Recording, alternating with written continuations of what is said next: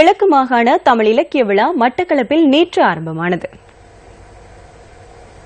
கிழக்கு மாகாண கல்வி அமைச்சரின் தலைமையில் ஆரம்பமான இலக்கிய விழாவின் முதலாவது நாளான நேற்று கிழக்கு மாகாண ஆளுநர் ஆஸ்டின் பெர்னாண்டோ பிரதம அதிதியாக கலந்து கொண்டிருந்தார்.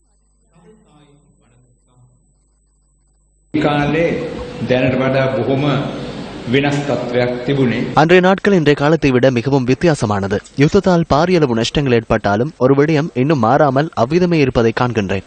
கலைகள் தொடர்பில் அன்று இருந்த ஆர்வத்தை விடவும் அதிகளவான ஆர்வம் இன்று காணப்படுகின்றது.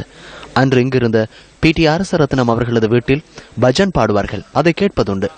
தமிழ் நாடக கலையும் அன்று வழக்கத்தில் இருந்தது. இங்கு தமிழ் மக்கள் வாழும் பிரதேசங்களில் முஸ்லிம் கிறிஸ்தவ சமூகங்களின் கலை கலாசாரங்கள் ஒன்றரை கலந்திருக்கின்ற அதே சமயம் ஏன் சமூகம் என்ற ரீதியில் ஒன்றுபட்டு வாழ முடியாதுள்ளது என நான் நினைப்பதுண்டு. நான் இங்கு மட்டக்களப்புக்கு வந்தபோது ஒரு குறையை கண்டேன். போர்த்துகேய காலத்துடன் ஒருமித்து போகும் நடனக்கலை இல்லாதிருப்பது கவலை அளிக்கிறது.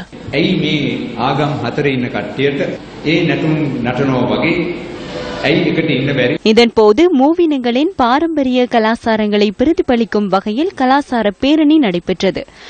மட்டக்களப்பு மகாஜன கல்லூரியில் நடைபெறும் இலக்கிய விழா நாளை நிறைவடைய உள்ளமை குறிப்பிடத்தக்கது.